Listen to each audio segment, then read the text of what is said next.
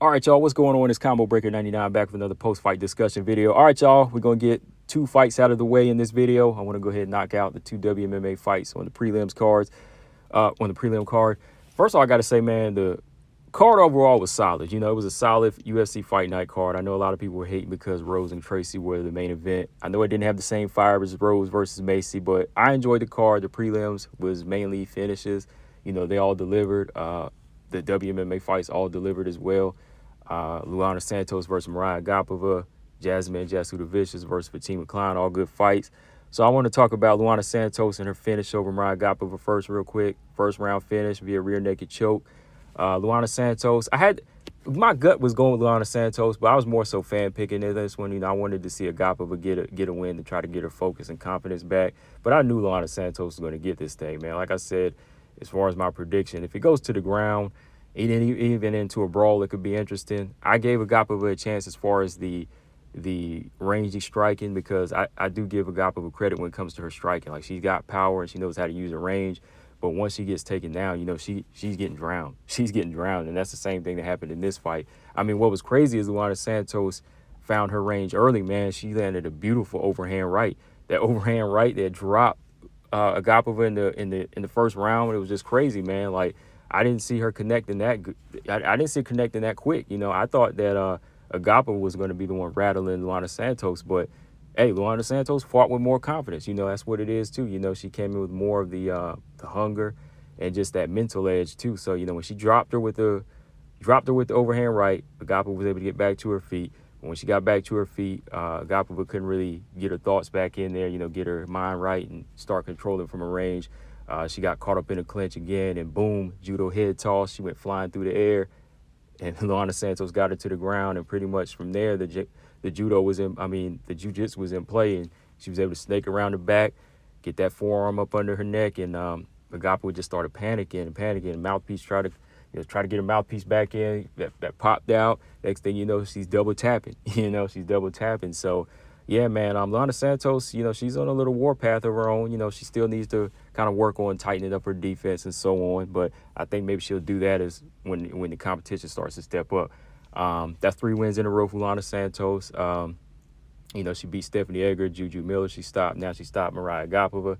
I like to see her in there with somebody with a little bit more skills. You know, another one of these unranked veterans that's got skills like JJ Aldridge, Montana De La Rosa. Shoot, if y'all got Andrea Lee around still, throw her Luana Santos' way. So I'd like to see her in there with one of those 3 fighters. But yeah, good work on Luana Santos. You know, she did go in there, execute what she's known for, getting it to the ground and just stopping her. Mariya Agapova, I think from here it would be wise to remove her from the roster. You know, let her go over to LFA or an Invicta, try to build up her confidence with some wins over there and her skill sets, and just get her focus back on that kind of smaller circuit. I think that would be wise for her. But let me know, guys, what y'all think. Yeah, good win. You know, good striking from Luana Santos. Good judo, good jiu-jitsu. She did everything she was supposed to do in this type of fight. Make it quick. You know, make it quick to show that she belongs in there with somebody a little bit better. All right. Now, let's go on to this fight. Jasmine Jasudavicius versus Klein. All right. This was more of a fan pick as well. Y'all know that. Like I said, man, I was not going to be surprised how this one turned out. But first off, I got to say, welcome to the UFC for Klein. Welcome to the UFC. And I mean, she got a hell of a welcome. Similar to how Tabitha Ricci got welcomed, right? Tabitha Ricci took that fight against Manon and boom, sacrificed her record, sacrificed some pounds, and got a beating, right? But shout out to Klein, man. I mean, she held her own in this fight at times. But once again, man, she was just in there with somebody with too much dog, an older, experienced woman that was just too much for her. Jasmine is not the type of fighter to back down. And when I was watching like the highlights from her and Tracy Cortez's fight during the breaks, I was like, man, Jasmine just be walking through shots. Like, she getting cracked, but she just be walking through, and she just have that determined look. So part of me was like, I don't know if Klein is going to be ready for that. You know, Fatima, you know, she talks with confidence, and yeah, she's ready. She feels ready, but she's only 23 years old. And I mean, Jasmine done been through some things. You know, Jasmine, like, is crazy like that. So part of my pick was just a fan pick, but yeah, I thought she might have had the tools if she maybe stuck it move a little bit. But nah, Jasmine's just overall too big, and she just forced it in her type of fight. Now, in the beginning, it was looking like Fatima was doing some damage. I mean, she was landing some good right hands. Like, she was landing some good combinations, and she kind of shook Jasmine a little bit with a couple of them overhand rights that she landed in the first round. But as Jasmine kept pressing forward, Jasmine would land like some good sharp jabs, and then I would see Fatima's reaction.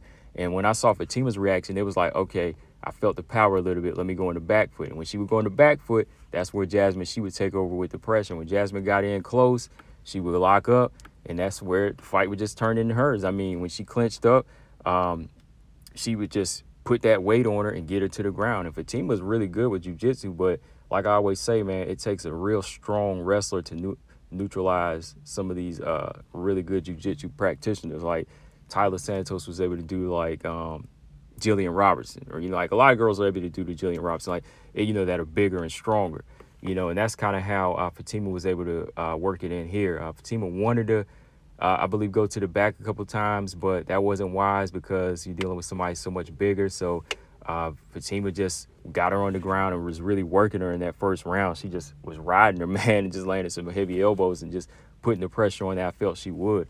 The second round, I thought Fatima was winning the second round. I thought she built up a good lead with more significant strikes. You know, she was landing combinations again. She was cracking her with the left hook, stepping in with the jab, and then coming over the top with the right hand, boom, boom, landing them combinations.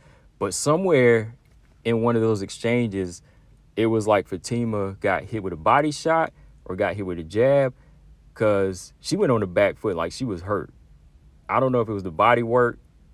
I don't know if it was that body work from Fatima, from Jasmine, but when she got caught with something, she had to go into the cage, and that's where Jasmine said, okay, we back to the cage, locks her up, takes her back down, and starts working her again, starts mauling her again. Now, some people might have felt like that first start of the round was enough for Fatima to win, but I kind of feel like Jasmine did enough to take that round as well. You know, I think that overall ground game and even her strikes, even that damaging strike that she landed, that kind of hurt Fatima. Banked her the second round as well. Man, and even in the clinch at times, I can't remember if it was the first or second round, when Jasmine started like firing knees to the body, like I was like, oh man, I think Fatima might get stopped here. Like she might get stopped with some body work. But shout out to Fatima, she stayed into the fight, man, because if that would have been any other girl eating those knees to the body, they would have went out. You know, third round, I think that Fatima tried to go for that knockout. You know, she tried to get in there and get some work done. You know, she tried to go for that finish. She set up the right hand a couple times, but she's just not really like she's not really an experienced striker on that level yet. You know, not like a Natalia Silva or Manon or like Grasso. Like she's not an experienced striker.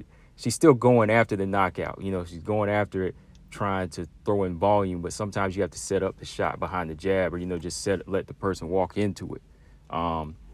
I don't think that, you know, she really had that. She hasn't really dealt with that yet. So going for the knockout in the third round, it wasn't going to happen because I just felt like Jasmine just got the solid chin and durability.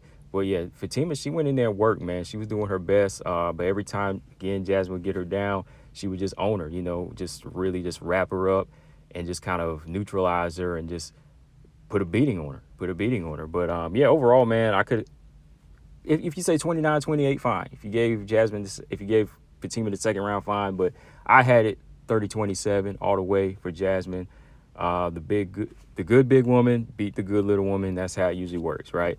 So yeah, I definitely saw that coming, man. I'm definitely not surprised about it at all. Definitely doesn't take away from Fatima. I think that Fatima still is a good fighter. Hopefully, she just doesn't let her confidence get too ahead of her, even at 115. All right, like hopefully she doesn't let her get too far ahead of her at 115, because some of the girls at 115, they could still give her work. But I think with her size and her length, if she uses it wisely and what she's learned from here, you know, she could definitely be a threat at 115. Just want to see her against some girls like Josephine Newson and Vanessa Demopoulos first.